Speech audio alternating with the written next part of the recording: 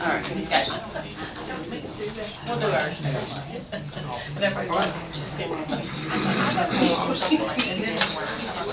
Oh, yeah. All right. Okay, we are now live and ready to start our fiscal court meeting, August 27th, 2024. Madam Clerk, have we been properly advertised and do we have a quorum? Yes. All right. Magistrate Harmon, would you lead us in the invocation, please? Sure will. Thank you. Let us pray. Father, we thank you for this day and opportunity to serve you. Lord, we thank you for our community and what the community means to us. And Lord, may we make an impact as your people to make the decisions today in court that will benefit everyone. And Father, we thank you for the opportunity to live in a nation that we have freedom. And this freedom we know came without being paid for by the blood of our ancestors. And we thank you for them and serving and giving their life. Lord, we pray that you'll go with us now through this meeting, that you will give us the wisdom and the guidance to make the right decisions. In Jesus' name, amen. Amen. If you all will, like me, try to silence your cell phones. Okay, thank you. Our young visitor can show you how if you need. Yes, I'm technically challenged, so. All right, today we have a special guest with us. We have Eliza King, and she is a 5th grader at Tolliver. She is the daughter of Daniel and Martha King, and Mama, right? Okay, is with you today. All right, if you all will stand with me, Eliza is going to lead us in our Pledge of Allegiance. Ready?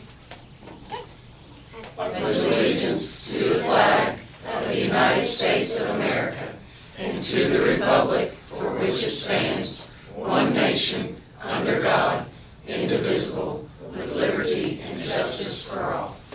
Always like to see our young people in our court meetings. Miss Eliza, if you come up, I have a certificate of recognition for you in recognition of leading the Pledge of Allegiance to the Boyle County Fiscal Court. And if you'll look at Miss Julie, she's going to take our picture. All right. Thank you. Can I get one?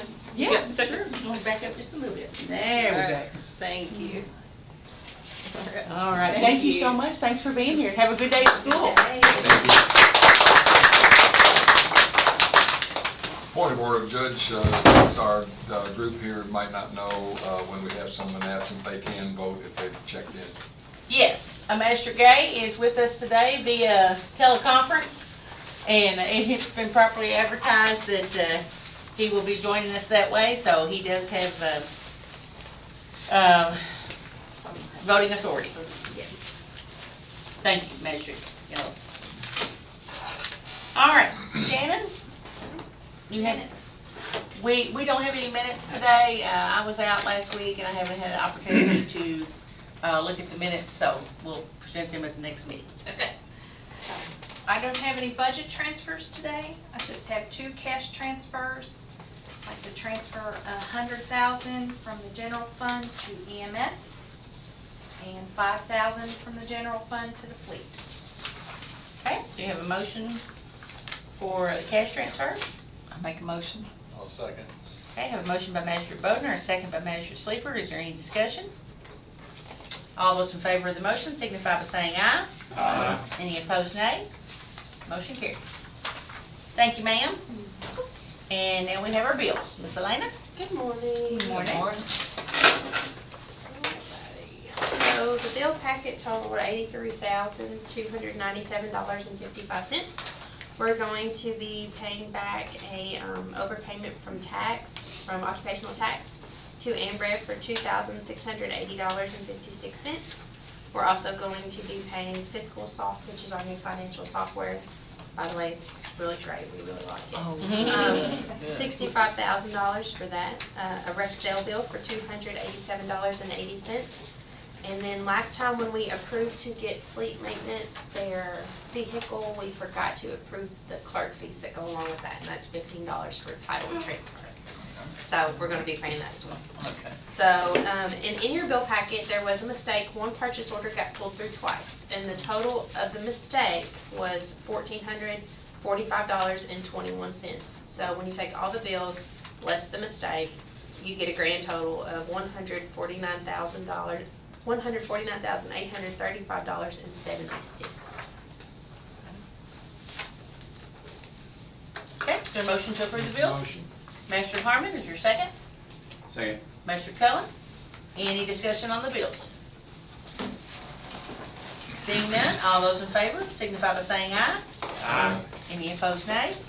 Motion carries. Thank Thank you, you. ma'am. Okay, Public Works Employee Introduction. Director Johnson. Morning. Good morning. You want to? Yeah, go ahead. You want me to introduce him? Yeah, sure do. Yeah. Everyone, this is Weston Pointer, and he is the new maintenance guy at Constitution Square. So he's the one that, if you walk out there, he'd be the one mowing the grass and keeping the windows and doors and things and Yep. up to par. So this is Weston. All Nice right, to welcome, meet you. Weston. Welcome. Yeah, appreciate you being here. He's Yes. already got initiated down there and started replacing lamp posts and things. So he's already jumped right in and Right in, yeah. yeah. Yeah, So, doing good. That's great. Thank you. Thank you. thank you. You can go. You don't have to hang out. You're like, please let me find the door. See you. Thanks. Thank you, Roger. All right, next we have a proclamation for International Overdose Awareness Day, which is coming up at the end of this week. And I would like to read this proclamation. Whereas International Overdose Awareness Day provides an opportunity for people worldwide to honor the lives lost to drug overdose and to support families and communities affected by this tragic loss. Whereas this day serves as a reminder of the need to destigmatize addiction and to promote compassion and understanding for individuals struggling with substance abuse. Whereas it is imperative to increase access to overdose prevention measures such as naloxone and to provide comprehensive support and resources for those battling addiction. Whereas communities and organizations around the world must come together to raise awareness about the risk of drug overdose and to advocate for effective policies and interventions to address the ongoing opioid crisis. Whereas we recognize the importance of supporting individuals in their journey towards recovery and of fostering an environment where seeking help for addiction is met with empathy and support. Whereas on this International Overdose Awareness Day, we stand in solidarity with all those impacted by drug overdose and reaffirm our commitment to promoting education, prevention, and compassionate care. Now therefore, we proclaim August 31st, 2024 as International Overdose Awareness Day and encourage all citizens to join us in honoring the memory of those lost to drug overdose, supporting individuals and families affected by addiction, and advocating for a world free from the devastation of overdose. I need a motion to approve. Magistrate Sleeper, second by Magistrate Bodner. I think, we can all probably attest to a family member at some point or time that has experienced drug addiction, and it reaches far and wide, and most families have been touched by that terrible problem. So we just want to recognize that and want to do whatever we can to help those families. And I know, our new crisis response team that we have here in Boyle County that we started with a grant, that's one of their main goals is to help people with drug addiction and to get them on a better path and a better way of living. So, any comments? I have two family members who were in their 30s who died from overdose, so Yeah. everybody has It somebody. affects most families. All right, all those in favor of the motion signify by saying aye. Aye. Any opposed, nay? Motion carries. All right, next, we have an appointment to the library board, and that is Miss Laney Castaneda. Close, yeah. Close? What is it? Castaneda. Yeah, okay. Yes. I'll let you. Close as you're gonna get. Yes, that was good, yeah. All right, so I need a motion to approve the appointment that I recommend to the library board. I make a motion. Okay, Master Boner, Second. second by Magistrate Sleeper. All those in favor signify by saying aye. Aye. Any opposed, nay? Motion carries. All right, Laney, if you'll come up, I'll present you with your certificate. This is for term ending June 30th, 2025. All right, Miss Julie, let's get it. Hold on just a second, I want to zoom in on that name. Spell it right. All right, thank you. Thank you so much. Thank you. Appreciate your service. Thank you so much. Okay. And then we have Library Director Colleen Hall. Good morning, everyone. Good morning. Good morning. Thank you. You're welcome. You got this bill,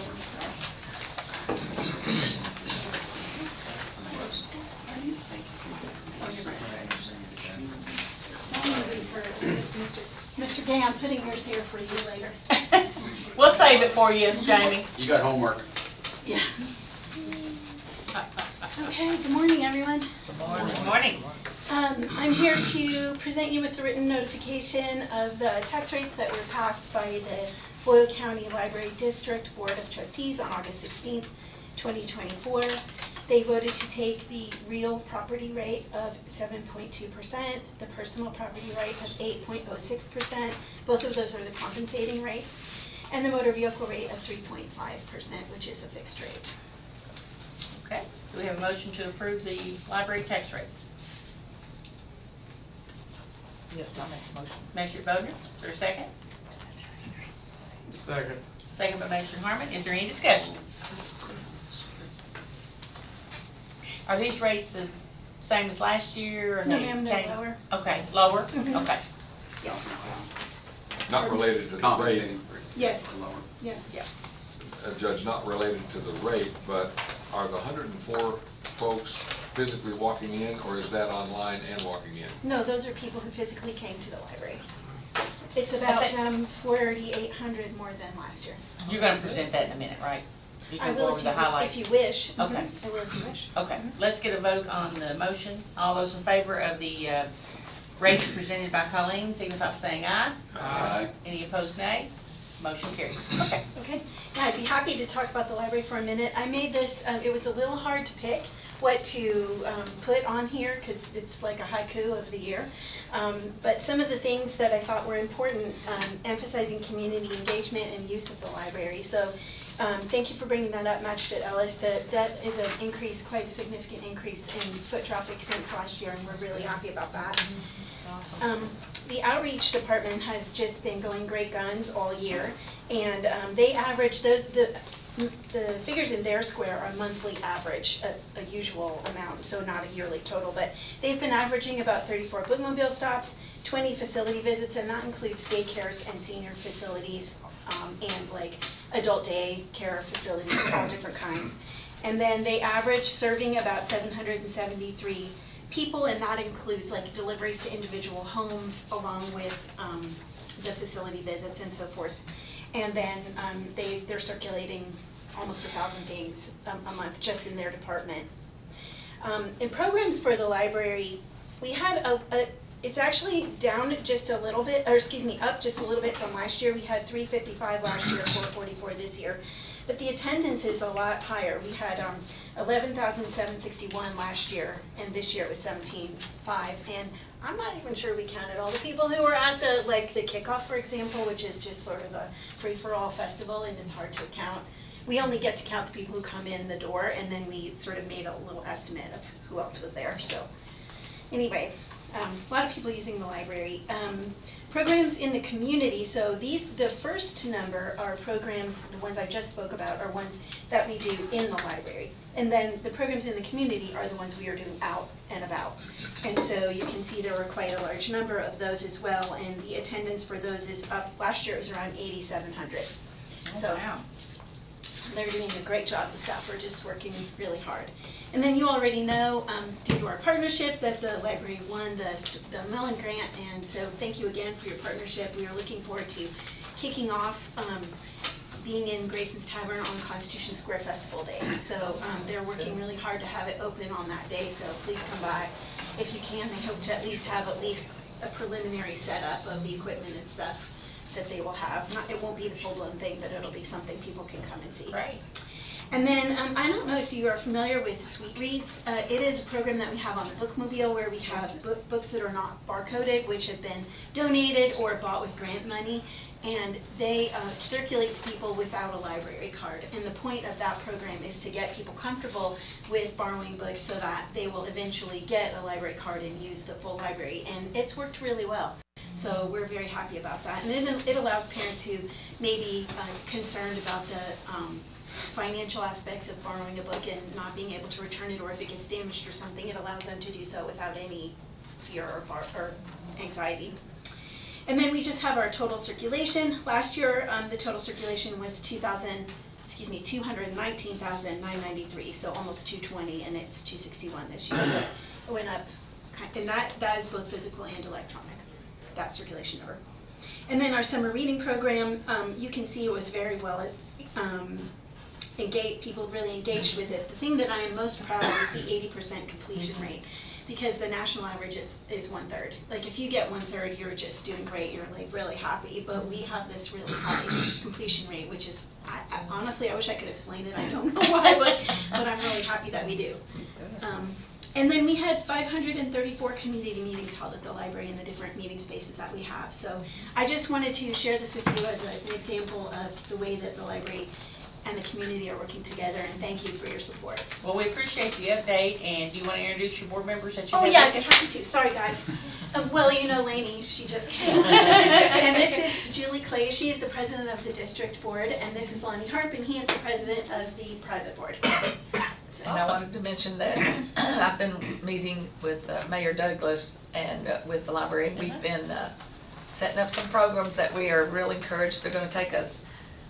Christina Farrell met with me yesterday, and she's going to do a survey during our party in the park and see exactly what we need. And Mayor Douglas said they could use that room anytime they want to bring anything. So we're getting it going. So. Yeah. Go ahead. No, go ahead, please. And I'm very pleased that Julie Clay is on the board, because we very much need to have an on-site place in Perryville and want to continue to work toward that as quickly as we can. Yes, we're working on I it. believe we're working on a partnership. Wonderful. Yep, we met with. With Julie, the powers Julie's that be shy, there. though, so you know. I know. She's so shy. I had to poke her to get her. Well, anyway, Thank thank you, you all very Colleen. much. I Thank appreciate it. Oh, I love the article in the Boyle County Neighbors about, Libby. yeah. I know, That's she's awesome. amazing, isn't she? Yeah, yeah. Thank you. We loved it too. Yeah. All right, well, thank you all for being here, and thank you, board members, for attending. Thank you for having us. We're gonna skedaddle. Okay, all right. Thanks, everybody. Have a good day. Thank you. Thank you all. Thank you. All right, next up is our building inspector, Rusty Cox, with an update.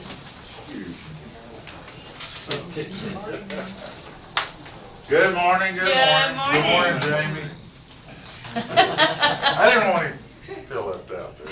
He waves every time we turn. He's waving at you. It's delayed a second. You've got him in both directions. Yeah, just a year-to-date update.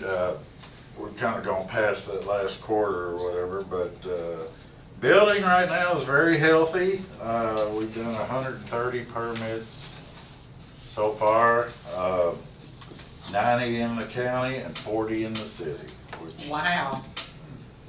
the county is really bopping these days. Single-family dwellings, 7 for Danville. Just 7. 55 for the county. Wow. It's really going good. Danville's got a couple of multifamily dwellings that are going up. Permit revenue for the year so far is $49,272.43, and we still got 4 months to go. So, and 84 contractor licenses so far. Hopefully if things slow down, we can work on getting a lot more of those in. But a lot of them are still not due yet from last year. So, any questions? Sounds great. Sounds good, yeah. Yes, sir. Can you give me an approximation of what the cost per square foot is now? Because it was just so exorbitant a year ago. Oh, let me tell you what, just out of all these houses, especially the ones in the county, 55, I'd say 98% of those are going for over 200,000, and that's low.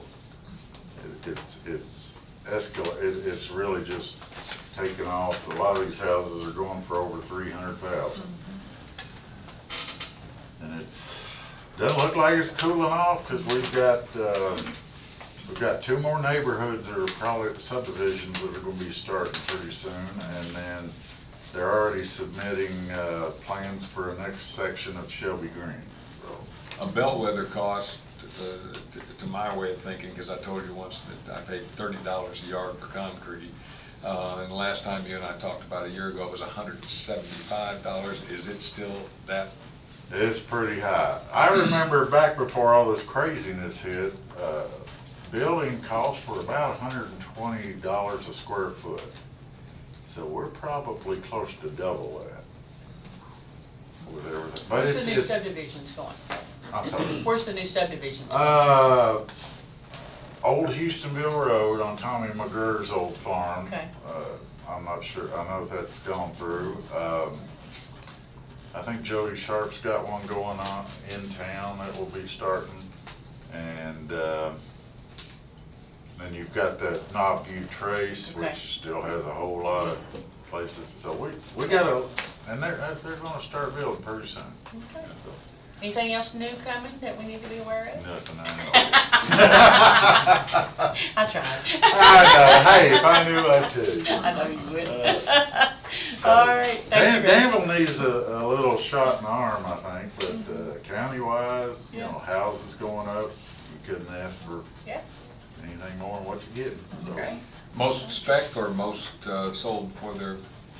Well, they're spec, but unbelievably similar. All these houses are so similar to each other. And then you'll get a few custom built that are bigger, but as soon as they're getting built, they're sold. Yeah, Oh, that's good. that's great. Any questions? Anything else? All right. Thank you, all. Rusty. Appreciate it. I gotta go now. Appreciate the update. See you later. All right, next is our Parks and Rec Director, Tommy Barton. Welcome. Morning, Magistrate. Good to see you. Good to see you. It's been about 10 months since I've been on the job. I think we've met 4 times, and most of those times we've been talking about future projects. So I thought today we'd focus on actually what we're doing in those last 10 months to kind of give you an update on current operations. Some of the large projects that we've completed over the last 10 months is in the winter we rehabbed the inside of the Bunny Davis facility. It's looking fabulous inside, which involved new flooring, new countertops, new paint, basically new electrical, and we've gotten it up to code. Was certified by OSHA just the other day. So the other large project we did, of course, was a Michael Smith splash pad on 2nd Street, which has been used a lot, and it's much needed on that end of town. And then the biggest project is the Jeannie Rogers Community Center, which some of you attended our grand opening a couple weeks ago. We have been working on logistics, staffing, and final setup there. And I'm pleased to say that we opened 2 weeks ago, and we're currently averaging 30 to 40 kids per day through there. And that's without our partners and after-school programs starting. That's great. So yeah, it's been a real success. We are staffing it 9 a.m. to 9 p.m. During the week. Saturdays are 9 to 9, and Sundays are 1 to 6. Will those hours change going into the fall, winters? Right now we're keeping them like that, but as we toured a lot of Lexington community centers, and they just reminded us to be flexible and that you know, always be able to pivot and change and be ready for change. We have a few partners in there because it is a big building. Of course, the Boyle County Early Childhood Development has opened. They started last week was their first week, and they are up around 40 kids per day through there, and they have a capacity of 100. According to Tanya, the director there, that now that they're open, they'll be filling those positions. And I don't know if you've been up there, but the daycare is one half of the building, Parks and Recs is the other half, and then never the two shall meet. The kids are kind of, the daycare has to be locked from the Parks and Rec, and if they go outside that door into our side, it's considered a field trip. So, we also have a few other partners. Of course, Danville Independent Schools is going to be running their middle school and high school after-school program out of there starting in mid-September. So our numbers go up double in there. We also have several community organizations that we have designated rooms for. The Arts Commission has 2 rooms that they will be doing art classes out of. We have a youth theater group called Opening Act that has 40 kids that do youth theater. We have Teach Peace, which is an early childhood development in fun ways. And then we have the Cradle School, which is counseling to young parents. They each have a room, and at no charge, because they are also nonprofits. The building's been rented out for parties and such. We do charge fees for like private rentals, but our motto is service, not finance oriented. So we, if you're providing something for the community, we really just want to fill that building up. So. And how would someone go about? They can either go to the center and speak with our attendant there. Oh, they could call Bunny Davis, the administration office, Okay. or they can actually just go on to the Danville website, the Parks and Rec side, and they can rent the facility or... Is that like the cafeteria part of it? Yeah, they can rent out the cafeteria, they can rent out the gym. Okay. And as such, we have the interpreters, I don't know what they're called, but they are teaching an ASL class there. So they're actually renting out a classroom. Oh. And the way that works is he's actually charging money for that class, so we charge a minimal fee of $20 a night for that classroom. Help me out, ASL. American Sign language. Yeah.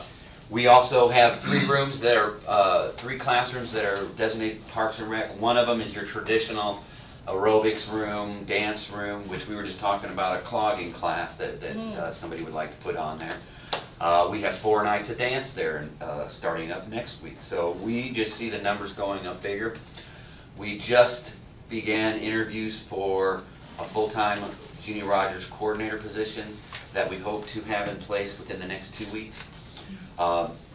And that person will be stationed there and will be taking, as now I'm kind of serving as the coordinator, but then I'll be transitioning to new staff. We've had several, we had over 100 applicants for the position, and we are currently narrowing it down and doing interviews. Wow. So it's great. The other thing we're actually doing is working with sponsors to sponsor rooms. The city attorney is working on creating a way we can have naming rights so we can get additional funding. I want to say that Danville put in about $3 million to the whole project, and we've got it up and running, but what we need is things to fill the rooms. So like the dance room needs a PA system, the game room needs computer systems, because eventually we'd like to have esports / a computer room in Jeannie Rogers. So that has been a big project that we've been working on, and so far it's been a huge success. We're very happy with it. Some of the other things we've done is when I first started, I was kind of charged with kind of giving a makeover to our current facilities, namely Millennium Park. We've done a lot of work out there, and I'd like to say we've done it. We haven't had a maintenance supervisor since January, but I'm happy to say at the City Commission meeting last night, we hired a new maintenance supervisors that will be starting hopefully in October. But in the meantime, we've done lots of things. What I'm most proud of is, for some reason, that the parking lots were never striped and were never designated to handicap. So we have striped all the parking lots, and we have designated all handicap parking lots at baseball, softball, and soccer to the state's required. We sodded one of our most damaged soccer fields, has got an all-new sod. They've started playing on it last Saturday. And just a recap, like this last Saturday is kind of a recap of the whole summer. We had an 8-field softball, baseball tournament going on using all fields. We had 2 5Ks. We had the Veterans Car Show. We had soccer going, and we had over 8 shelter rentals all in one day. So that's the way Millennium Park is very much being used. We've also painted all the shelters and bridges and repaired all the bridges. We've put a layer of stain on all the wood in all the fence posts, benches, shelters, everything has been painted. We have repainted the foul poles, and this winter we plan on working all the buildings. And one of the big complaints is the doors are old and need to be replaced. The bathrooms could use a remodeling. So that's what we're hopefully charging our new maintenance supervisor with when she gets here in October through January, our slow time. We plan on redoing the buildings. We've got new playgrounds and amenities at Jackson Park and at Cowan Park. And my fall project is currently wrapping my head around the Memorial Tree Program. I know that that is near and dear to a lot of people's hearts, and it has been neglected for several years, so I plan on wrapping my head around it and getting it right. I've talked to the city about making sure all the trees that need to be replaced are replaced, all markers that need to be replaced are replaced, and in the future it is, again, we put on our new maintenance supervisor to make sure that we take care of families, loved one memorials. That's very important. I think it is, and what I hate was when somebody comes in my office and tells me that they've had a dead tree for 4 years in a memorial to a loved one. Yeah. It needs to be done. Yeah. Well, thank you for doing that. Yeah. Programming wise, we've added softball and baseball. We've added older age groups to all those programs. We added several events to our 4th of July ceremony, including kids paint the park, where the kids painted murals on the parking lot blacktop. We added a home run derby, and hopefully next year we hope to add a 3-on-3 basketball tournament. We've added a men's league basketball that'll go on Sundays at Jeannie Rogers. We also added block parties, where we are on Saturdays going around to different neighborhoods. I get out the big grill. We prepare hamburgers, hot dogs, provide fun activities for kids. We had our first one at Michael Smith Park when it opened. We had one at Jackson Park that was well attended. We feel like almost 200 people came to that, where we built a huge 200-foot slip and slide, and we didn't need to have anything else. Like, that's all the kids need. I don't think we paid $5 for a piece of rubber to put down a hill and a garden hose, and that was the big hit. Our next one is this September 7th, and we were going to do it at Butler Park, so it'll be the Butler Block Party. And we hope in the future to extend it to Junction City and to Perryville next year is what we're hoping.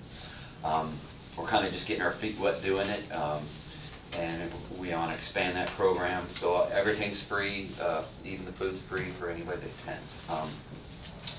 So that's our block parties. In our programming, one thing I emphasize is we're no longer using auto draft to draft our teams. That's where you just push a button and the computer picks the teams.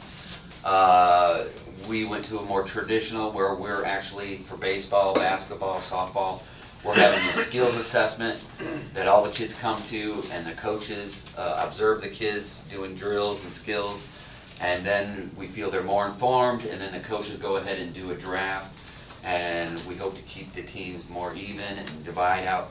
We kind of designate the kids that are more skilled, calling them all-stars, and like say we have 20 in a program, and if we have 5 teams, we say, you know, no more than 3 per team, and we make limits like that. So we hopefully are trying not to have teams stacked. It's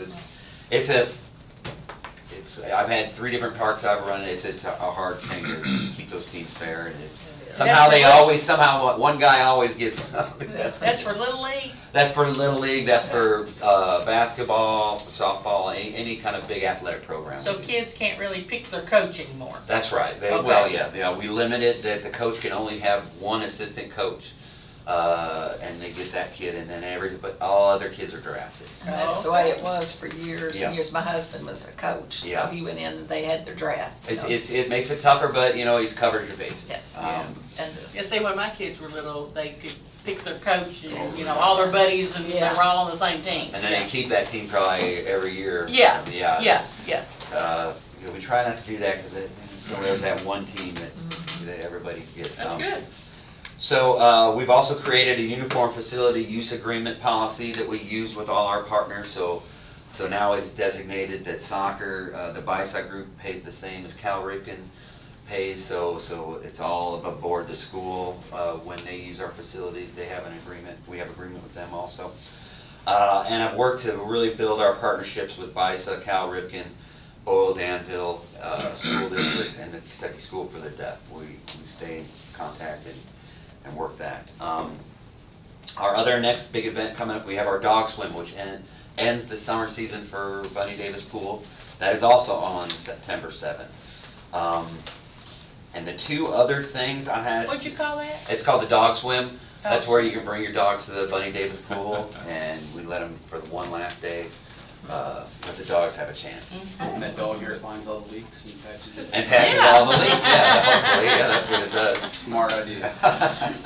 The pool had a good season. We probably averaged 60 to 70 kids per day at the swimming pool. The day camp was very successful as always, and it's overall been a great summer.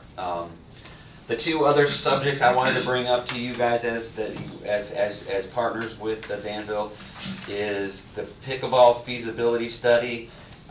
We have had 2 meetings, and we have narrowed it down to 2 sites within Millennium Park, which is basically, one is right next to the tennis courts, but what it is it's on the park side of the tennis courts, which is leveler.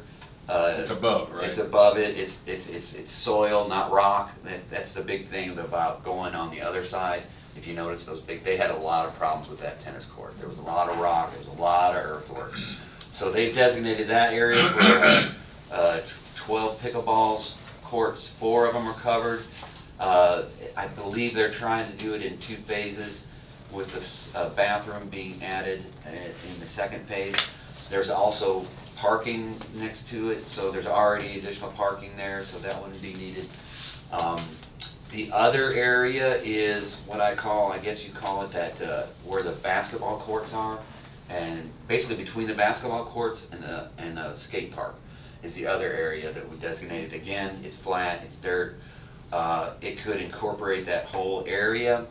Could there be as many 12 courts there as there would be above the tennis Same courts? amount of courts.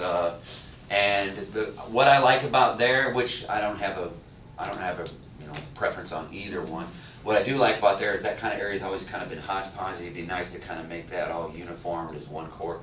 But either way, I think they are on the right path for those. The 3rd version is if they come back with huge numbers and we can't afford it, we are also having them do a feasibility study on actually full rehab of the Bunny Davis and Jackson Park courts. That would be our 3rd option. If you want to get layman's terms, we're given the option of 2 Cadillacs, or getting 1 Cadillac in 2 spots, or getting 2 nice used cars. So basically, I think those 2 nice. Who's doing the study? Bear Becker, who is this is 10-year, working on the Parks and Rec plan, 10-year plan.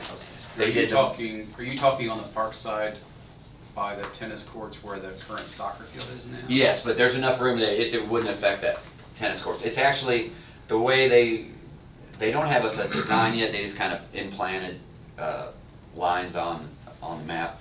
It's actually 2 courts, 2 courts, 2 courts, 2 courts, 2 courts in a long kind of rectangle right there. And the other thing it does is if that one is chosen, it also finishes off the tennis courts by providing shelter there would be shelter over kind of that whole area there for the pickleball and tennis. I'm really glad that you characterized option 3 as being the used car option. To me, that's the 49 Dodge that I bought for $100 that did not have a driver door. I know that the sentiment of the association, all those folks who've been coming to the meetings, is not to divide it, especially for the economic development aspect of having it all in one place, to where visiting teams from around the state can come in, and that's going to bring in hotel, restaurant use. So I, for one, listening to many conversations and phone calls that I've gotten, even though they're outside my district, it's inside this county, I think the third option is one that I would be very vocal to supplant. Right, and I agree. What we'll do, whatever the city and county officials agree upon. We just kind of want to have that in the back pocket in case anything, you know. I think the bigger issue that they also advised us of, as well as the noise that will come At Bunny Davis. At Bunny Davis from that. And parking. Right, and parking is a problem at Bunny Yeah, Davis. but the noise for the neighbors is probably the biggest issue that we would be concerned with. With 12 courts going, And I've been pushing I live forward. there, about four houses away from there. There you go. Nice walk to work. Yeah. For several years, I've been also wanting to see about improving and expanding that skate park. Yes, and that we have been working on that also. I'd have concerns about, taking up too much of that land. Right. So as long as that doesn't. And I think it doesn't take up that much, because we talked about expanding that also. If probably not part of this project, but we did put it in the plan, say, hey, leave us room because we want to expand that. Have you looked into like some of the foundations? There's actually a couple foundations that do offer grants for skate parks. We've looked into one, and we're also working with a company that redesigns old ones, and we're in the early stages of that, and feel that is something that needs to be looked at, that skate park. So we're currently Come working talk on to it. you more about that. Yeah, that'd be great. That'd be great. I'm all about it.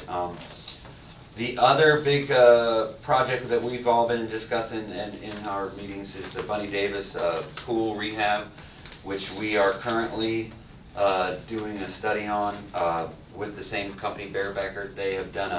They've started their initial walkthroughs. We've walked through with the architects, the designers. We've had it surveyed, and we've had a drone flown. So hopefully in the next month we will start working on plans for that also, that we will keep you informed on. Currently, the City of Danville has spent $112,000 for that redesign and rehab, which that money will take us to 50% completion of the design. And it's a $3 million project is what we're estimating. As we get further along, we'll definitely invite you in on that, and I'll gladly be back. I would expect the pickleball to have now that we've narrowed it down to the 2 sites and the backup, we should have pricing on that within, I'm hoping, a month, that we will be discussing with you guys. And again, what city and county officials come up with is what I'm charged to do, and I will gladly build whatever we come up with. I have a question. Yeah. On the pickleball courts, Mhm. you were talking about if it were to go by the tennis courts, would that be like between the soccer field and the championship, like courts 1 and 2, that area? Is that Yeah, exactly. Because that road there is kind of, it goes nowhere, and it's nowhere. really confusing. They need to do something with that. Exactly. It actually incorporates that almost becomes a walkway that's sheltered almost. And I think you're right, yeah, it would be bollarded up, so a lot of people drive down there and then they realize they can't get through, and then they do 3-point turns in the grass, and when I had new sod on there, One thing I like about, if it were over there by the basketball and the skate park, is we're getting some criminal activity that way. There was a stabbing here not too long ago. I think, I don't know, when I go by Bunny Davis, like it's late at night, you see they're all playing. Right. I think that, the fill it more up. people in that area, Yep. the less that there's going to be criminal activity, Yep. because So that's a thought for me, why that would be a good. Yeah, and you were right on that, because we realized when they were redoing the courts at Bunny Davis and all the pickleballers were at Jackson Park, we noticed a ton of deterrent and criminal activity there. And then the Just last, because people were there. then the last thing, what's the status? Because I see the bases for the bottom courts, the tennis courts. Can we get some lights? Oh, on the lights, I know they're different phases, but yeah, it's in another phase. I haven't really discussed that with the city officials. It's something I could bring up, but yeah, there's only the top ones are still lit. I'm an assistant coach for the Boyle Tennis High team. School. Okay. And we love having all those courts. Yeah. But like, it's come to a point where the two top courts they're playing, and these other courts they're trying to play. And it's like Starting dark. to get dark, yeah. We put our carts around there, like so people can see. It's always a tough thing when you have value engineering and have to cut things. You I just know. wonder when they're going to get done. Just You those know. bases that are like, just put a Yeah. light in that base. Yeah. That's Musco lights, which are great lights because they're Oh, they're wonderful. yeah they're They 25 come on year like that, warranted and and they're they're all. I can control them by my phone. Wow. So I can be on vacation in San Diego and somebody say I need the lights on. I can go boop boop and the lights go on. Okay. But we hope to get to that, and I do think that the shelter needs to be there, and I'm hoping that either way, if the pickleball goes there or not, we do work on some shelter there. So, and that's about all I have for you. If you have any other questions for me. We appreciate you Well, being here, Tommy. I Thank you. appreciate it. Cover over. Oh, Jamie. There he is. Go ahead, Jamie. Master Gay? Yes, I have a couple of questions. One is related, well, both of my questions are related to Magistrate Bodner's projects in the Junction City Park Okay. and the bike park. And I just feel strongly that it's important that Parks and Rec be involved in both of those projects. And if we need to put together an interlocal agreement or whatever needs to be done, because I know it's a crazy concept, but I just think Parks and Rec should be managing Parks and Rec. And I agree. I met with Paula down there at Junction City. We kind of I shared some of my contacts. Did you get some good stuff out of that? Open?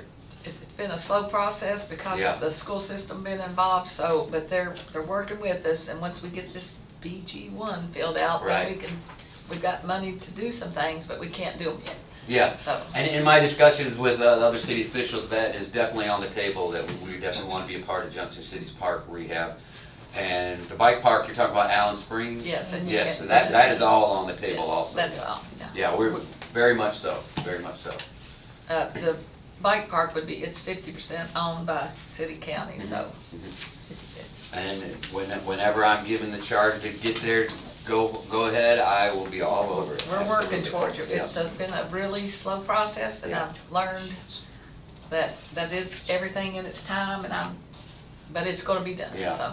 I just went, things take time. I just had a broken slide that it took 3 months to get the slide in. You know, everybody thought we were neglecting it, but no, it was just on order. Yeah. Right.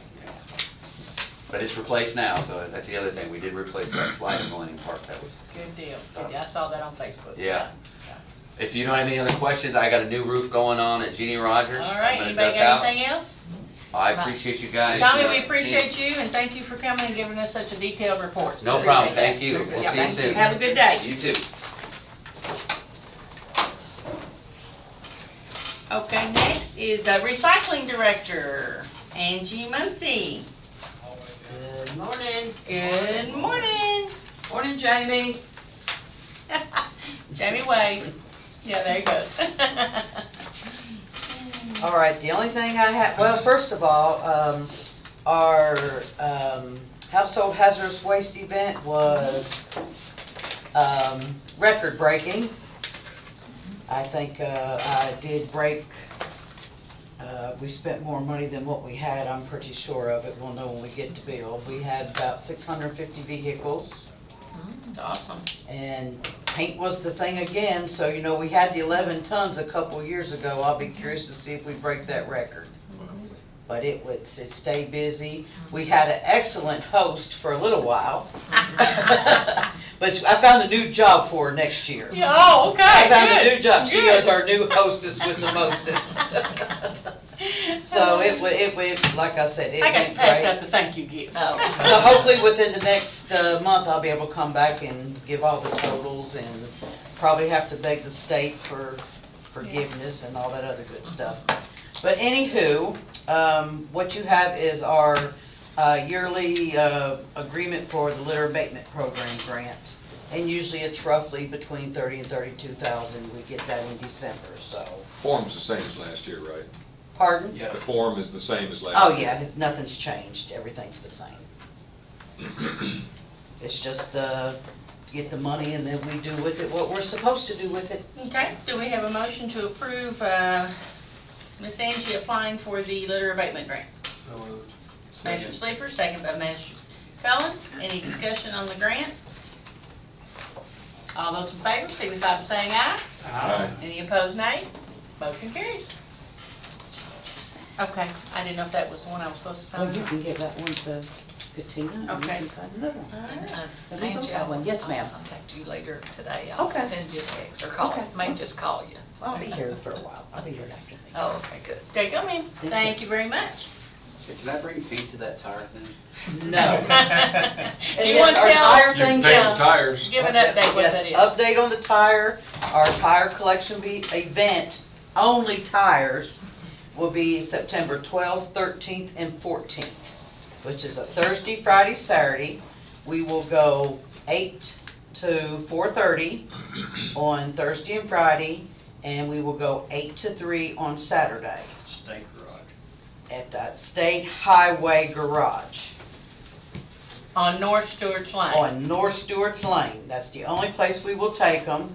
And I need to remind everybody, this is only every 3 years, so please don't call Monday and say, I forgot, or I've got tires to get rid of. It's only every 3 years. Yeah, It 3 used to days. be every 4 Yeah. years, but you know, the state changed it about 8 years ago, and now they go every 3 years. So we won't have this opportunity again until 2027. Exactly. Okay.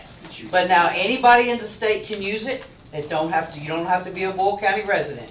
Same way when Lincoln County has theirs in October, we can take tires to them. Anybody, as long as you're a resident of Kentucky, anyone can use it, except for tire retailers and businesses. Okay, and there are certain restrictions on the types of tires that, Yeah, basically, you know, we don't want no tracks from, you know, your dozers and no foam filled or anything like that. A couple concrete filled. I tell you what, Jason is gonna get barked from my tire.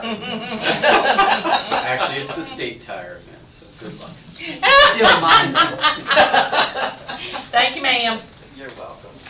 All right, IT Director, Bill Nichols.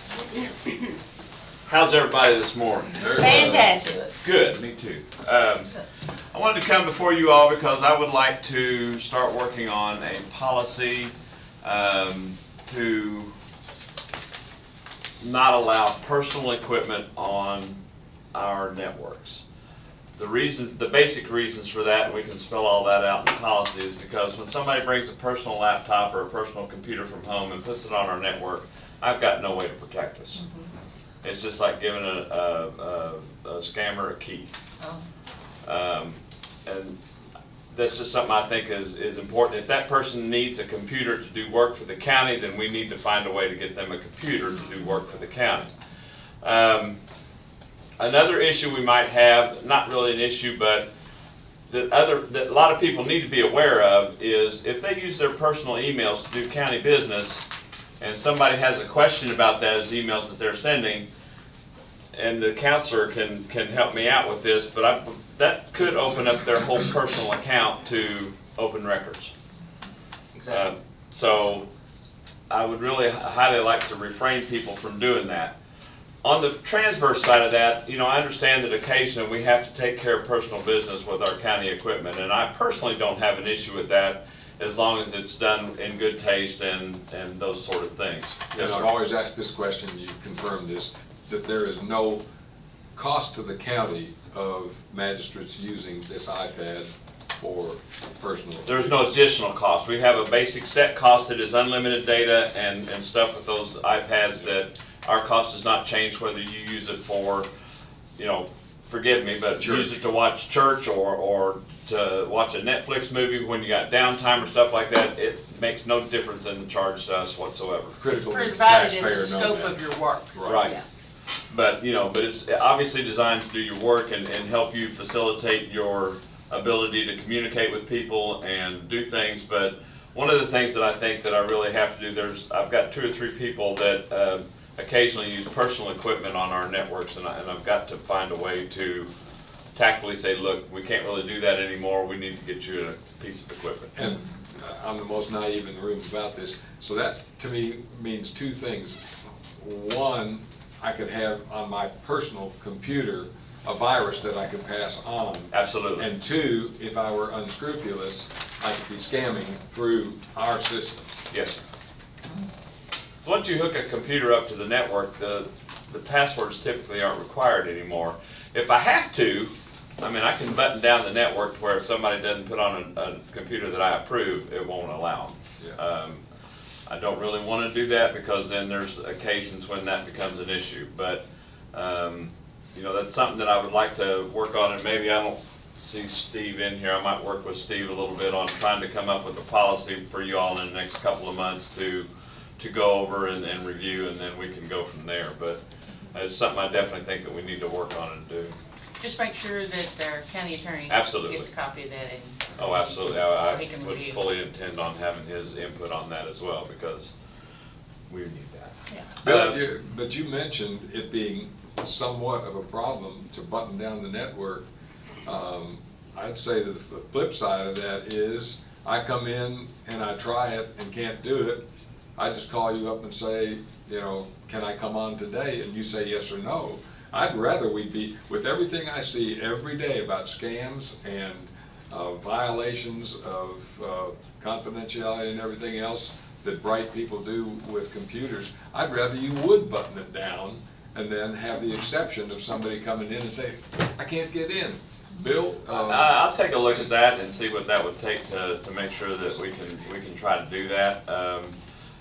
And 9 times out of 10, of every article that I've ever read, including the big money loss they had up in one of the northern counties, it was several $1 million. You read this whole article about everything, all the investigation they did, then the last paragraph of the article says, well, the reason it happened is because somebody clicked on an item in their email they shouldn't have. Yep. That is 95% of the issues, and fortunately I think we have enough training going on that we still have a few people that like to click a thing or two sometimes, but with the program that we have out there, Know Before, it helps them learn what not to click, and I think it's helped a whole lot. The other thing I would like to talk about, and I want the court to really start considering, is I know that here in the next 2 or 3 years, we're looking to expand our buildings that we have and where people work and things like that. One of the things that we really need to take a hard look at is our ability to communicate between buildings in the form of fiber. I've already talked to Celicom, who is the company that is basically, I guess I would say, riding the backbone of the Kentucky Wired project. We are currently here at the courthouse on a Celicom. It does cost us $750 a month for the fiber 1 gig up, 1 gig down network, which is about half as much as I've found from anyone else. So that's why I went with the Celicom. Most every place else for that gig up and gig down was around $1,500 a month. But one of the things that would allow us to do is also start bringing these buildings together. One of the issues that we have out at Public Works right now with our new Fiscal software is she has to go through VPN. And that tends to cause a few problems with the Fiscal soft in keeping things updated and indexed properly. Whereas if we can come together with a good fiber network to connect these buildings, that would no longer be an issue. So it's not something, we don't really have to make a decision today. I know that it's a Celicom. They had a couple of different options, and I meant to bring the paper, and I apologize for not doing that.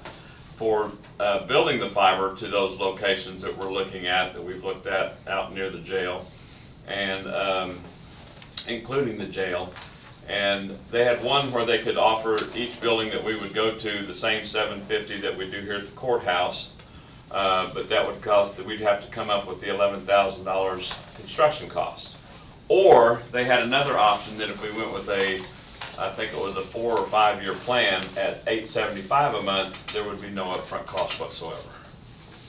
So those are some things that I would like to consider.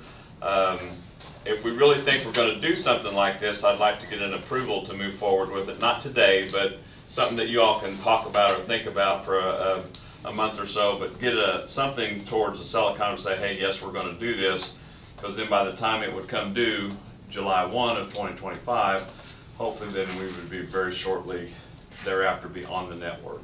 This is not something that we put in the budget though, right? This is, well, I mean, it would go in next year's budget, not this budget. Well, we also have a lot of construction happening. Right. So that's kind of where we want to put that. Exactly. We don't want to build out in locations we're going to be leaving or dismantling. You know, when we talk about the first responders area there that we're looking to build, and then moving public works and solid waste Right. to their new buildings, that's really where we need to put. And those are the places that I've had them estimate. Is that what? Those are the places I've had them estimate. Yes. Good. Okay. That's good. So, and I don't know what, you know, if I realize that the first responders might be moving out of the front part of the GSC, but is that something that then the jail is taking over, or We'll talk about it does later. that? Okay. All due time. All right, Yep, we've got understand. plans. Fair enough. So, you know, whether we go there or somewhere else, you know, we just need to make a decision if we are going to do that, and then that way we can plan forward in next year's budget as well, or construction costs, wherever that may fall. But Okay. it's just something I wanted to get out there that we need to really be thinking about. And I know it's an additional cost, but we're rapidly becoming, I think, pretty efficient in how we respond to people and how we do things. And I think that's because we have the ability to do that, and I want to keep it that way. Appreciate the heads up. That point becomes part of the construction cost is really what it comes down to. I mean, these are just like phone, just like water and power, these are things that, especially, you know, in the county, we realize not having broadband, what an issue it is, so. Well, and one of the things Trying to too, run the with county our without current broadband. phone system, broadband is required. I mean, Right. we do, but it allows us so much flexibility to do things. I mean, that's why we can have, you know, our convenience centers are on our system simply because of being able to use a hotspot to do the phone system Yeah. with. So, you know, it's part of progress, but unfortunately, progress costs money. So Yes, sir. I just want to make you ready for it. Thank you very much. We Thank you all very appreciate- much. I We appreciate it. appreciate you. We keep trying to save money so you can spend it. for those. Exactly. All right, next is our county attorney, Chris Herron, and looks like we have 2 first readings, if they are approved. 3 actually. Okay? So a while back, we had talked about how there's new cannabis legislation going into effect January 1st, and there was options whether we have a community vote or you guys would allow for businesses, cannabis operations to come into the county, and we agreed to that, to allow. The fiscal court chose the option not to have a vote, but to allow the businesses to come. So we never officially did an ordinance as to that, so I prepared a cannabis ordinance. Which does everyone have a copy of that? Which one are you doing first? Are you amending the zoning No, ordinance, or are you I'm doing doing, the I have to do the allowance? ordinance first. Okay, so you're doing the ordinance first? An ordinance, yeah. Okay. So it's its own ordinance. Okay. It says an ordinance relating to the allowance of cannabis business operations in the county of Boyle, Commonwealth of Kentucky. Do you all have that? Yes, sir. Yeah. All right. And it basically, in summary, it talks about KRS 218B.090 and 218B.130 authorize local governments to prohibit or allow cannabis operations through their territory, and it talks about how It's necessary and appropriate for cannabis business operations in the county of Boyle, in the best interest of the health, safety, and welfare of the county and its residents and members, to allow this. Further talks about how this ordinance will help to facilitate a novel growth industry and promote economic development. The economic development goal of providing a growing, diverse economic base for the community. And then at the end, it just talks, section 1, it talks about the definition of KRS 218B.010. It's hereby ratified as if set out herein and relevant to this ordinance. Section 2 is the cannabis business allowed. Cannabis businesses shall be allowed to operate within the boundaries of Boyle County, shall be subject to the regulation of the Danville County Planning and Zoning Commission and Joint Zoning Ordinance 920.7 for Boyle County. And the effective date will be immediately, but you have to further comply with the KRS 218B.090 and 218B.130. My only question is, should this reference medical cannabis instead of just cannabis? I totally I made Okay. that note too. Because Okay. it only says medical in the first paragraph. Yeah. Okay, So maybe add it. well, thank you. 'Cause, Yeah, no problem. If it becomes legal to do everything, then we've already adopted it, and that might not be the will of the That's court. right. This would just be a first reading. I mean, if you guys even make the motion to approve that, which you kind of did earlier, we're just kind of Yeah, we're going through the formality. Yeah, formality. But thank you for pointing that out. I've already Yeah. changed it, and this would be a first reading. The second reading would have it, Okay. everything corrected. Yeah, Yeah, so I'll make- everywhere through there, I would change it to Okay. medical. Yeah. Yeah, I would make the motion to approve the first reading with those changes, And I'll adding second that medical motion. throughout the. Okay, I have a motion by Magistrate Cohen, a second by Magistrate Ellis. Any other discussion on the ordinance relating to the allowance of medical cannabis? Do you have an ordinance number? No, I prepared that while I was in. Okay, at that'll be on the conference. next. Yeah. Okay, that's the second. Yes, Judge, I'm going to express, and I'm glad that it was noted that we need to make sure that medical is in there, because I'm going to express my same reservations that I did before. While I will vote in favor of this, I have the same reservations about people easily qualifying for medical use of cannabis, because I have experience in my background, especially in one circumstance where this was severely abused in a state where my corporate life took me. So we're going to have to be watching it very carefully. Thank you.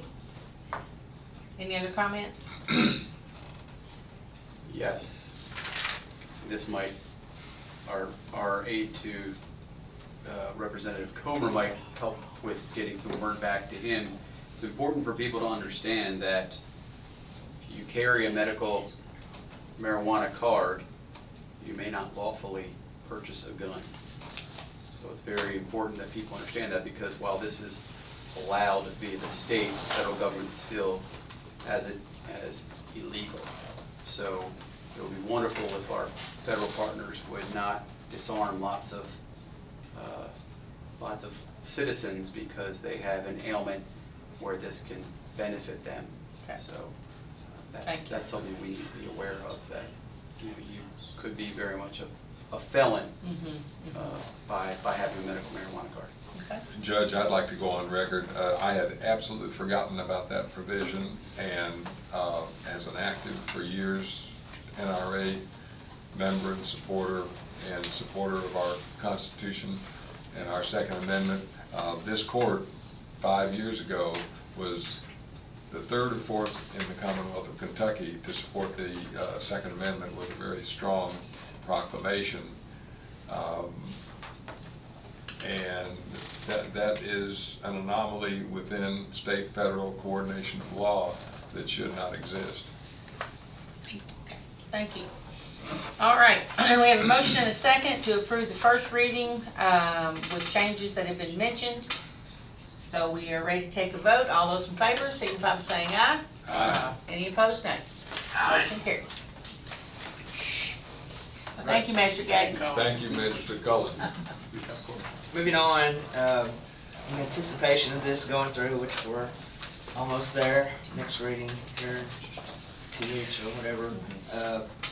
Michaela Gary had come to the court previously and talked about how we're gonna regulate businesses who sell or produce the medical cannabis here within Boyle County. And she prepared, I mean, basically what you have to do is we'll have to amend our planning and zoning, our joint planning and zoning ordinance. So what I've done, and I don't have the correct ordinance number just yet, because again, I was away, but an ordinance amending the zoning ordinance text of Article 5 of Joint Zoning Ordinance 920.7 for Boyle County, Kentucky, relating to the regulation of medical cannabis facilities. Whereas Fiscal Court has heretofore adopted a zoning ordinance. The Planning Commission is the duly appointed administrative agency of the county to administer and enforce its zoning ordinance. It's previously conducted a public hearing on the requested amendments to the zoning ordinance text to include the regulation of medical cannabis facilities and made certain findings and recommendations. Whereas the Fiscal Court has reviewed the minutes of the July 24th meeting of the Planning and Zoning Commission and considered the findings and recommendations and presented, as proposed and presented by Michaela Gary, Director of the Danville-Boyle County Planning and Zoning Commission. The Danville-Boyle County Planning Commission, Zoning Commission held a public hearing for the text amendments of the zoning ordinance found in Article 5 as prescribed in the Boyle County Zoning Ordinance of Boyle County, Kentucky, and KRS 100, and therefore be ordained. And I just have the Article 5 of the Joint Zoning Ordinance titled Use Regulations is hereby amended, approved, and readopted as if copied in full, and that will be attached. And just regular language of applicability, effective date, conflict with other regulation, and so forth. So I'm asking that you make a motion to amend the Planning and Zoning Ordinance, modifying the text so that we can provide for the regulation of medical cannabis facilities. All right. I have a motion to approve. I'll make that motion. Manager Cullen, second by Manager Bodnar. Any discussion on the ordinance amending the zoning ordinance? All right, all those in favor signify by saying aye. Aye. Any opposed, nay? Motion carries. Excellent. Next. All right, last thing. Also, you have before you an ordinance amending the zoning ordinance text in Article 4 of the Joint Zoning Ordinance 920.7 for Boyle County, Kentucky, related to alternate parking surface. Specifically, it's like the allowance of gravel lots in certain districts. Basically, the Danville Planning and Zoning Commission, they met, and as it relates to enforce, they conducted a hearing, and as to alternate parking surface for truck and heavy equipment parking areas located in the light industrial business development and heavy industrial districts, and made certain findings and presented recommendations for consideration by the Fiscal Court of the County of Boyle. And we reviewed the minutes of the Planning and Zoning Commission back from July the 24th and have considered the findings and recommendations the Commission has proposed and presented by Michaela Gary, Director of the Danville Planning and Zoning Commission. Whereas Danville-Boyle County Planning and Zoning Commission did conduct a public hearing for the text amendments of the zoning ordinance found in Article 4 as prescribed of the Boyle County zoning ordinance, and therefore it hereby ordained. And I have that Article 4.74E4 of the Joint Zoning Ordinance titled Alternative Parking Surface is hereby amended, approved, and readopted as if fully, if copied and full attached, and then just the other little language for applicability, effective date, and so forth. So would be adopting what the Planning and Zoning Commission recommended as far as making those modifications to the 3 different districts to allow for the gravel parking surfaces. Make the motion, we go ahead and amend that zoning ordinance. Okay, have a second? Second. Magistrate Bodner? Motion by Magistrate Cullen, second by Magistrate Bodner. Any discussion? Okay, this is to approve the first reading of the ordinance amending the zoning ordinance text in Article 4 of the joint zoning ordinance 920.7 for Boyle County. All those in favor signify by saying aye. Aye. Any opposed, nay. Motion carries. Okay? Okay, I don't have any other it? ordinances or amendments to make today. All right, Sure. thank you very much. Maybe next week. Next time. week. All right, County Administrator, Julie Wagner, cleaning service. So quick, it's time to renew the cleaning service. The original contract allows us to renew it up to 3 additional years. So this would be the second year of this agreement. No changes otherwise. Make a motion, we approve. Have a motion by Magistrate Cullen, second by Magistrate Harmon. Any discussion on McKinney's cleaning service agreement? All right, all those in favor signify by saying aye. Aye. Any opposed, nay? Motion carries. Okay, next we are up to magistrate reports. And Magistrate Harmon, we'll start with you today. Have none to report. Jeff? Moving right along. I have something in your district. Yeah, I do too. Yeah, Maybe it's the same thing. Chick-fil-A? Chick-fil-A. Yeah. They have agreed and they're gonna start maybe today on that entrance going in from the bypass. It's about 6 weeks. Supposed to start tomorrow?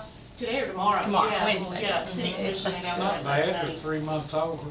Yeah, so they did come to an agreement. Thank goodness. Say we take 4 to 6 weeks for the work to be done, so looking at middle to end of October, but it will start tomorrow. So it's not an April Fool thing No, anymore. no. Commissioner Holland had that on the radio this morning, Good. so, yeah. All right, Magistrate Cullen. Yes, so this morning, Magistrate Harmon and I met with Assistant Deputy Sheriff Colleen, and we talked about a few things. We are going to see about finding them some money for needed body armor for 3 of their deputies. It was in last year's budget but never got purchased. We talked about the fleet program possibilities, and they were, he was familiar with it and seemed to be in favor of it.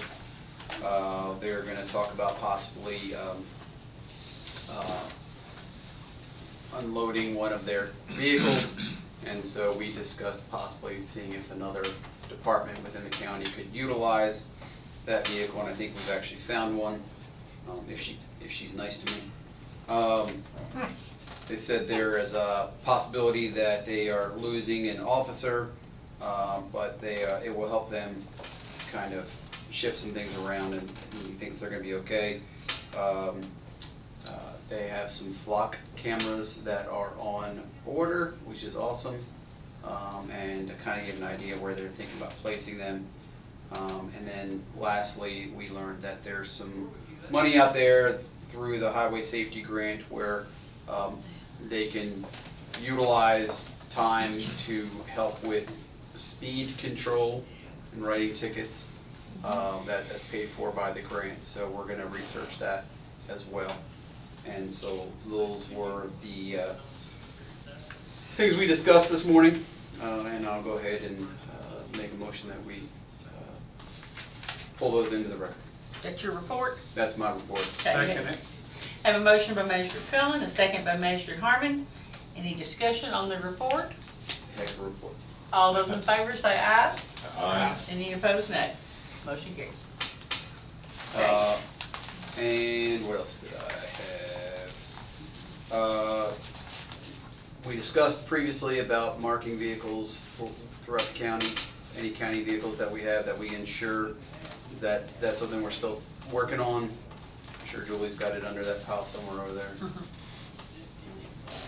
I did, Perfect. working on this. All right. And I've had good conversations with 2 organizations, but I think one's kind of leading the charge for some speeding deteriorations, especially in the 4th district, that become a big problem out in a couple neighborhoods that we have, and then on Goggin. So once I get some questions answered, we'll hopefully start seeing some new signs and radar signs going up, and possibly a couple speed humps in certain areas. So that is all I can think of outside of I've been joining Magistrate Bodner and her Junction City Matters meetings, and it's good to see a lot of community members coming together and taking ownership of their city. And so looking forward to 21st, party in the park, although I just got notice I might have get to work that weekend. But at least I'll be there in spirit. So that's all right. Anyway, so.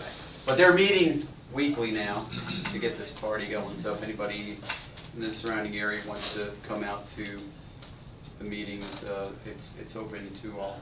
I've tried, but I can't get there yet. That's all right. That's all right. We're going to be there for a long, Yeah. long time, even Yeah. after that party. So. Yeah. Is it a set? You'll probably tell about your thing, but is it a set every Monday or every? It's the Mondays. We always have it Monday at 9 o'clock at City Hall.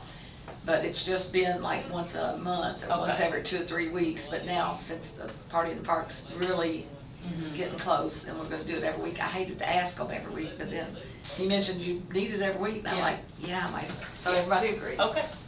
But this coming one will be it'll be Tuesday because of Labor Day. Yeah. Yes. Okay. It'll be Tuesday at 9. But then the rest of them will go back to Monday at 9. There's this really good place right next to City Hall that you may want to, go on over to afterwards. And Yes. Has some sweets. She's going to have some lemon. That's my favorite. Her lemon cupcakes. Cupcake or two. Yeah. So anyway. Yeah. No. So that's been good. So that's all I have, I think. All right. Thank you, Master Cole. Master Gay. You have any comments? Report. Magistrate report. I do not. I'm good. We appreciate you joining us this morning. I have no report this morning. All right, thank you. We appreciate you. Perfect candidate for the city magistrate. Master Sleeper. I just have one item. The Economic Development Authority met August 19th. Still working on bylaws, still being edited, and still working on some property acquisition in the process. No updates on that. Okay, thank you. Master Nels? Thank you, Judge. Folks, I wore this shirt today to emphasize the economic development aspects of working the state fair. I know the judge was at the booth. I'm hoping some others of my colleagues and magistrates were at our booth as well for the 120th state fair. It was just extraordinary. I walked around all the other county booths, and sadly there are only about 20 county booths in 120. We never want to forego having our county booth there. In walking around the others, it's really fascinating. People just walk on by. But if you say, what county are you from? They always come over and engage. And at that point, it gets real. I mean, they want to know, they pick up things, you pass things to them. We were running out of materials. It was just great. So please, and when the state fair comes up next year, if you didn't sign up this year, if you can at all possibly work it into your schedule, do it. And greatest t-shirt that we've ever had. I love the t-shirts. I want to know the young man who designed this. Allie Huff told me, but I didn't catch his name because he did a wonderful job. Speaking of festivals, we're 6 weeks out from October, and Perryville will have a fine festival the first weekend, and that will be followed by the one out in Portland, so please get those on your calendars. And a week ago Saturday, you missed a tremendous pig roast out at Portland, so plan on that one next year. I have talked to the judge, and I have crept along Perryville Road taking film and making observations, and I now have a more than a draft, it's prepared to go, an email to Secretary Gray about the embarrassment of our Perryville Road that brings in people from around the country, and many, if you'll check the rolls of people who sign in to the Perryville Battlefield and Main Street Perryville, literally around the globe, we have visitors. And it is no exaggeration to say that we have grassy areas in the emergency lanes that have almost as much grass as I have in my front yard. It's totally uncalled for. And I've lived there 22 years on Perryville Road, and I cannot recall when it was last repaved. And the idea of patchwork is something I addressed in my email to Secretary Gray, and that will be like a very poor patchwork quilt if they don't do the right thing and go all the way.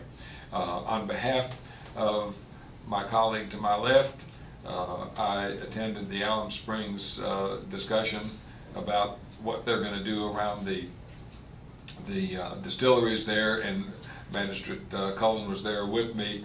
I'm very concerned that something needs to be done for the big trucks coming and going on both sides of the road, with distilleries now on both sides of the road, that it's going to be extraordinarily difficult and somewhat hazardous if something's not done, and yet the state seemed to balk when they talked about $4 to $5 million in their budget, and a project that could almost approach that right there at Alum Springs. I'll defer to my colleague to go further into that because we talked yesterday.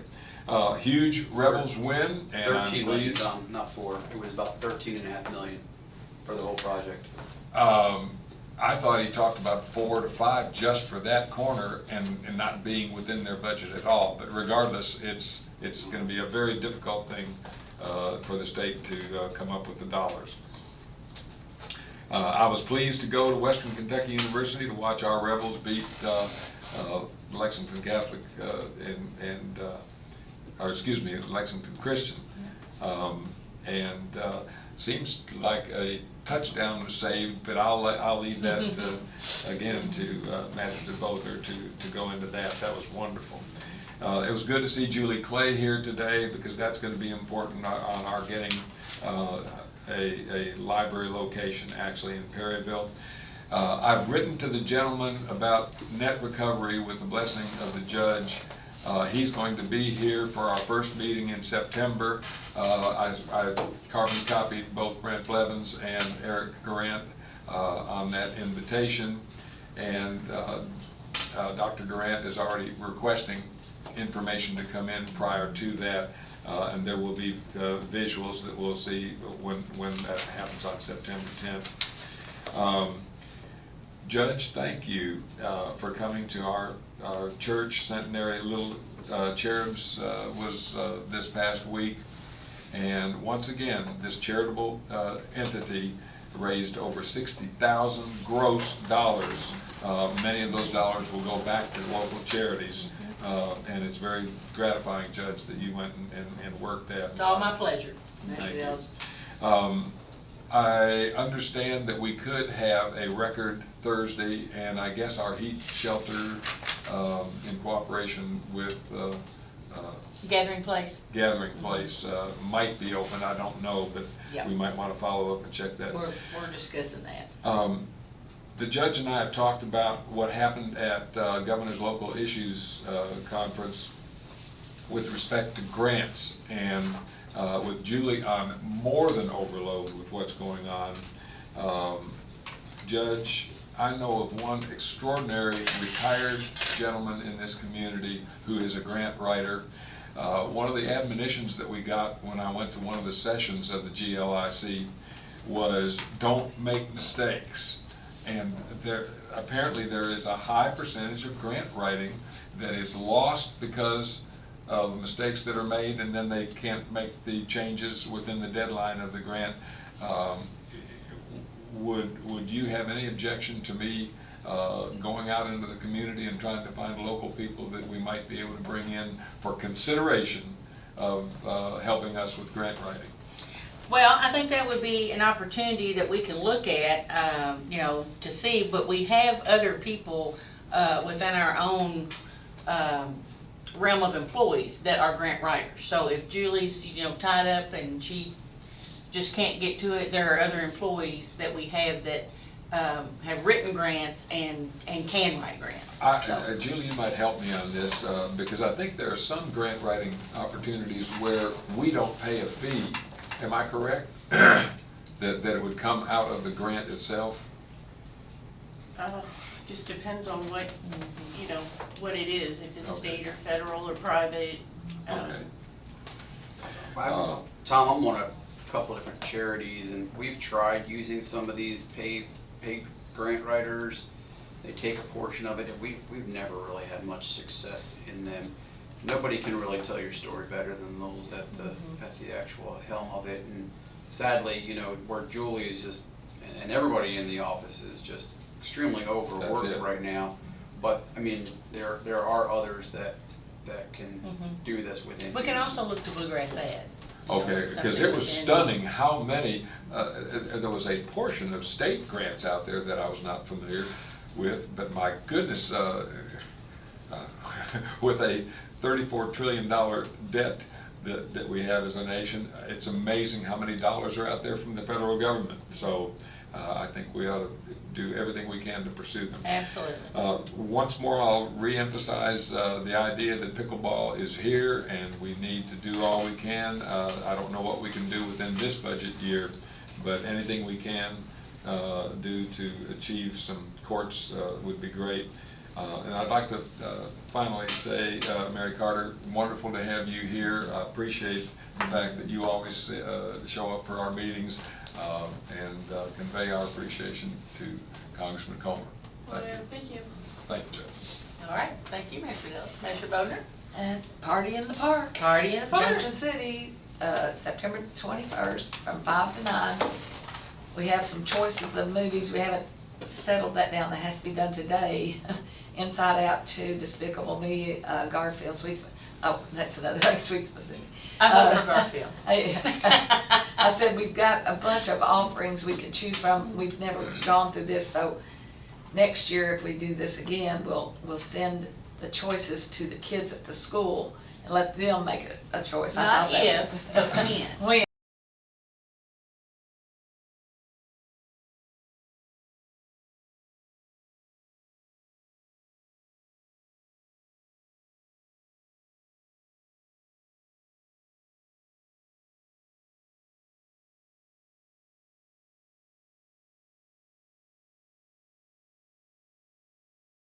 And they're going to bring some sensory games, hula hoops. It's like I'm nervous, but this first time I've ever been involved in the planning. I come and help, but I never plan, so I'm excited about it.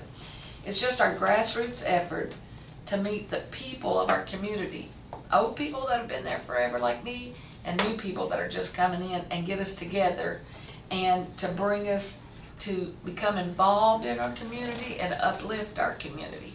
And so that's what it's all about, and I think it's going to be great. And like Jason said, we've had all these meetings, several meetings, and everybody's been coming. And then Monday, yesterday, I came in and there's like 3 people there. I was like, oh, it's falling apart, it's falling apart. Then about 5 minutes later, everybody came in. They all got train held up or this or that. But I was like, oh, it's going great.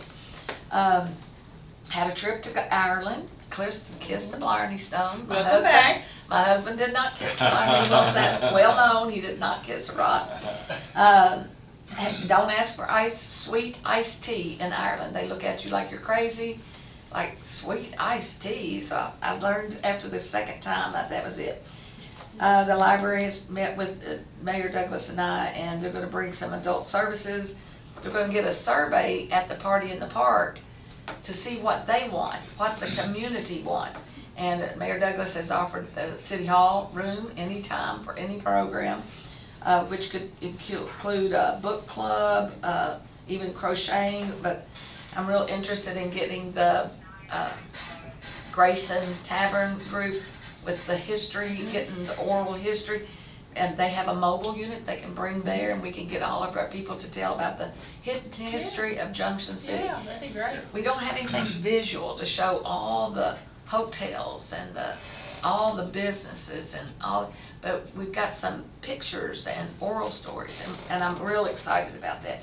And Christina Farrell was really great to meet with me yesterday and us yesterday. She's the former mayor. She is, excuse me? Was she the former mayor? That Christina? we were talking about? No, she's at the library, just one of the library staff. Anyway, so that's a lot going on, and the memorial tree, when we get our park up to date, I want to start that memorial tree like Tommy was talking about, because I've got a picture here. I looked at it while he's talking, and I don't know if it's, let's see, nobody can see it, but it says, memory gifts to the community center, and Mayor Douglas showed me that. And my grandmother and my grandfather are all in there. And I thought, I never knew somebody made a gift to the community center in the name of Fred Vernon and Mary Ellen Vernon, who are my grandparents from Junction City, lived their whole life there. So I thought, I want to see that to come back to where we could put back into our community. I would love to see memorials go back into that. But yes, Austin Bodner did have an awesome play in the football game, and grandmother was up there screaming loose. And I said Sunday, I said, when we were all eating together, I said, now that was you making that play. He said, yes, grandmother, that was me. So. The Boyle County communications guys said, and this guy's gonna walk into the, oh, wait a minute, no, Austin Bodner took him down and he fumbled and we recovered, got him out on the 20-yard line. I mean, they literally thought that this guy was gonna walk into It looked like he was going to. It did. I was like, oh, that's it. That's all I've got. All right, thank you, ma'am. County Attorney. Yeah, well, most importantly, happy 14th birthday, Laney Herron. Oh, happy birthday, Laney. But this summer's been a busy summer. I can't believe that it's almost over. I had the opportunity to go to the Solo 2nd Street, the Friday night event, and we sponsored that. It was awesome. And the food was good. It was really good, although I was the very last table and was kind of getting the scraps. The scraps were still good. So I enjoyed that, and I thank Margaret Kofer, who is my director over at Child Support, for inviting me to that event. It was a really good event. A lot of good music. I enjoyed it. I got to go to Dallas 2 weeks ago for the Crimes Against Children conference. I did that 2 years ago, and went back this time. It's a great conference, a lot of great speakers, and I just want to tell parents, you really need to sit down and talk to your children about their social media usage. Like, have heart-to-heart conversations with them, because I mean, some of the case studies that I watched about how people, pose as it's like real old people posing as a young person, and then getting a child to give pictures of themselves, and then holding them basically hostage all the way from youth through graduating college and adulthood, like where they have kids, like this one guy did that, so it's very, very important that we have open communications with our children. It's just crazy some of the stuff that I heard there. And then prosecutors conference last week was good as well. I got to meet with a lot of the prosecutors from all over the Commonwealth, and it's really good to to forge relationships with those other county attorneys, because they're very helpful, because they can run into situations that sometimes I've not run into, and it's good to be able to pick up the phone and call them by their first name and ask them to assist, and they always do. So that was really good, and so that's it. Summer's over. Well, it's about over, and it's football time, and I guess this week's another bowl game on Saturday for the Rebels, and then they're going to Cleveland in 2 weeks, so we're planning on doing that. So just a lot of exciting times here in Boyle County. Yes. All Did you right. say you are going Thank you, to? sir. All right, we're gonna tie in some college visits into that as well, so. That's good. All right, I'll close this out. I just have a few brief comments. Mark your calendars for September 14th. It'll be our Constitution Square Festival held at Constitution Square Park. I've heard there are like double the vendors that are coming in this year compared to last year, so it's going to be a big event. Mimi Becker works with that festival, and so I want to thank her for everything that she does for that. Also at the park, new floors have been put in the gift shop and the conference center, so if you haven't seen those and you're close, stop by and go in and look at the new floors. They look really good. They match up really well with the existing floor that was already there, so it's nice. You know, they have a nice clean appearance now when visitors come in, and so it just looks really nice. And Mark Gordon was in charge of that, and he helped arrange all the getting all that done. Also, they've been putting new glass in the light fixtures at the park. You may have noticed at some point that some of the glass was broken in the light lamp fixtures, or it was just discolored and, you know, just didn't look very nice. So they have been putting new glass in the light fixtures. They have replaced the light that was on the park side of the jail building. It had been broken as well, so they replaced that. So lots of good things going on down at our Constitution Square. And other than that, I don't have anything else. Julie, do you have anything? Just working through the audit. Working through the audit, yeah. It will be a process, but we will get there. All right, so Will we? we will. Y'all have a brochure, I think, that was passed out, so I can pick that up and look at that. And I'll entertain a motion to adjourn. So move. Magistrate Ellis, second by Magistrate Cullen. All those in favor signify by saying aye. Aye. Any opposed, nay? Motion carries. We're adjourned. Thank you all. Thank you. Hey, you, Ricky.